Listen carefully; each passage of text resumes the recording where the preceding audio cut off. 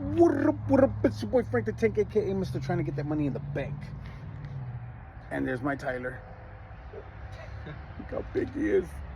Alright, so today we're working on my cousin, his second cousin's 2013 to 2015 Nissan Quest, I believe it is. Let's see, it's the van. See? The van version. But crazily, this big old, yeah, it's a Quest. It's the SL version. Basically, this car, this big ass van, believe it or not, is actually run off of the same motor that powers the 3.5 Ultima and the 3.5 Maxima. It's the exact same engine. It does have small differences for my, and years, obviously they're different, but for the same year, the V6 3.5 should be just about the same, aside from the fact that the 2013 Nissan Maxima SV, the one that I originally did, Apophis, it actually has a solenoid that goes right here. And well, actually there's one that's down there, but there's also one up here. So this is a slightly different engine, but it's still the basic fundamentals of this car.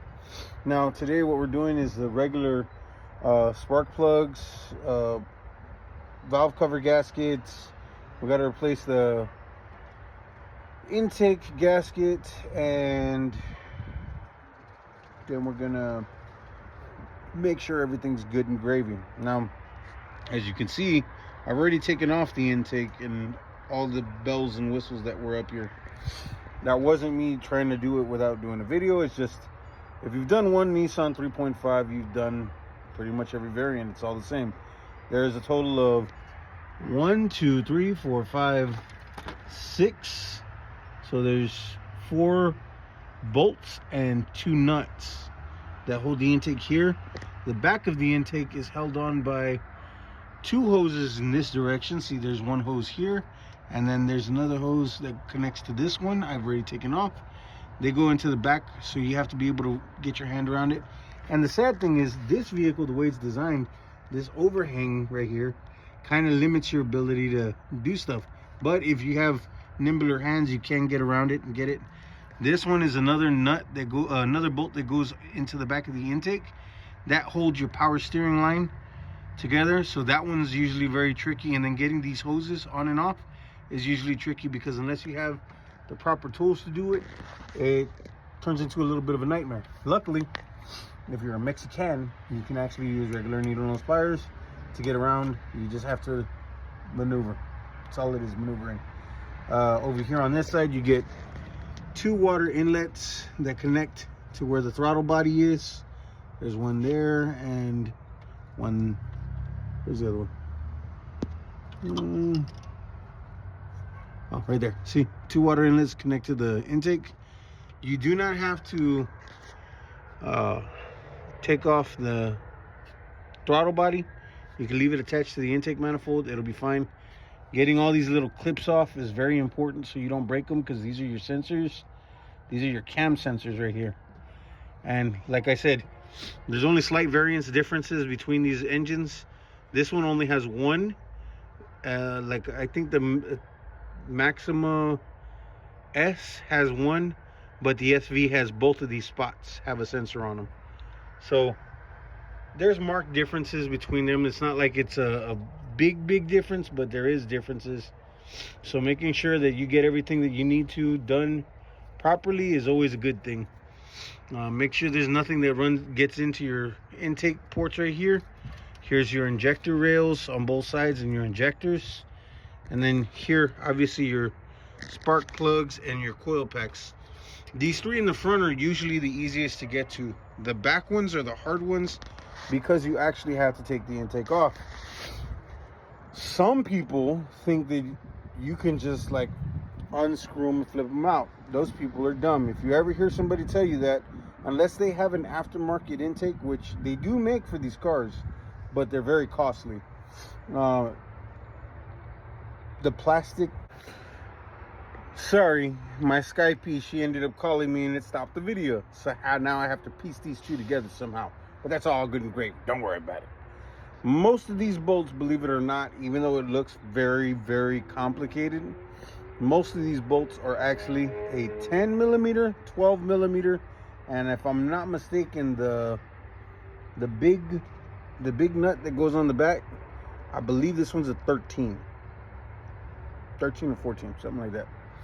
But it's not a lot of variance. Like I said, one thing you don't want to do is over tighten any of these things, and don't use impacts to put them on unless you know how to put them on, because if you over crank these things, you can break the aluminum housings that go on these. You can break the PVC on the plastic for the coil packs. You don't want to do that, because then you're going to ultimately have to change all of that shit, and pardon my language, but these things are not cheap.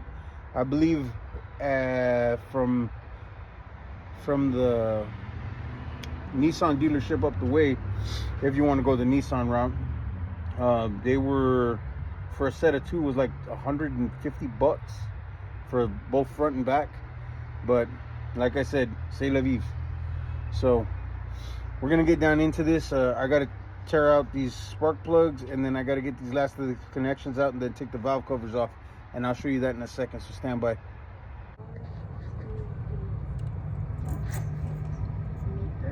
Yeah. Okay. All right. I'll be right back. Okay. We're gonna stay open to the front of the house. Okay. If you have to go pee or anything like that. Did you want me to get you a bottle of water or anything before I left? Yeah, a bottle of water would be great. Okay. Tyler, do you want a bottle of water or anything? I have one. Okay. Thank you, though.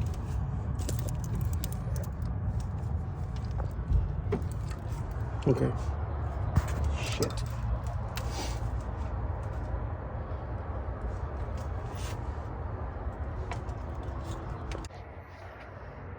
All right.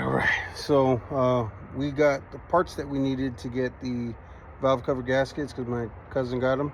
So we needed an RTV gasket maker, and you put it in the little channel. So once that's all in, you bolt it back together. All 11 of these 10 millimeter bolts that go around the extension, the perimeter of the thing, except for this one right here. So you put both of those back together, tighten them down in sequence, 1 2 3 4 5 6 7 8. Once all of that's done, the little ones on the inside you can tighten down. I put brand new coil packs that we got off of Amazon for her, and the back one's already in. I'm tightening that one down. So once this is done, then we can start putting back the intake. Blah. All right, so after you get the intake back in, the bolt patterns, there's 4 long bolts and 2 nuts, and then you have the 13 that goes in the back. Here's my cousin Maggie. She's so awesome. I'll be right back. All right, sorry, my camera's a little figured out. All right, so once you get all that in, you bolt it in, you got to make sure you put all the hoses and connections back together.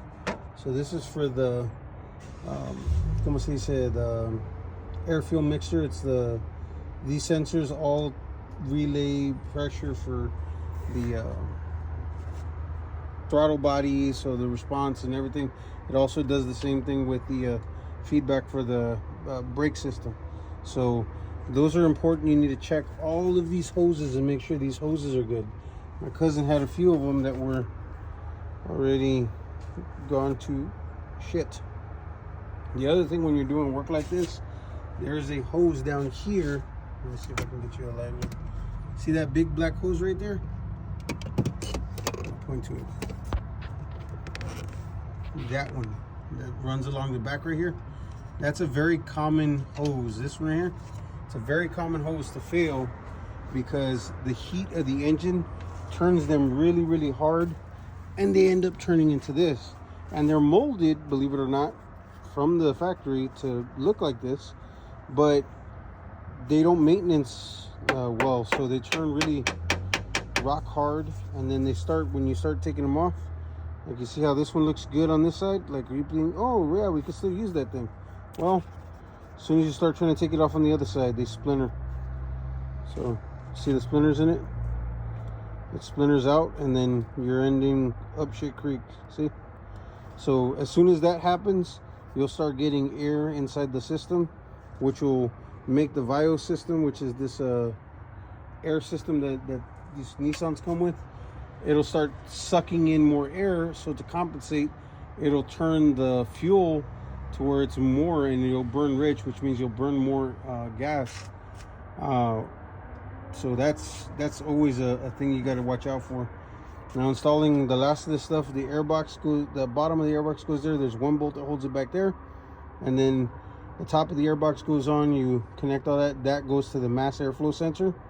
Once all that's said and done, the only other thing to put back in would be that little front tray, which is this thing right here. It's a big old piece of plastic. It's got 2 screws holding it in place, and those connect right here and right here. Luckily, like I said, on this Nissan, most of this stuff is all 10mm bolts, so with a 10mm you can get go a long way. After getting all this stuff said and done, you can do a test start. When you do take off that throttle body, if you turn on the throttle, like you turn on the key, sometimes it will give it a sputtering condition. Don't worry, all you got to do is let it run. If it dies off, let it die off and start it back up again, and usually that'll correct itself because it puts itself to the last position that it was in. So I'm going to get these bolted back in, everything put back together, and then this job will be done. Yay, Tyler, what do you think? Good? It was fun. All right.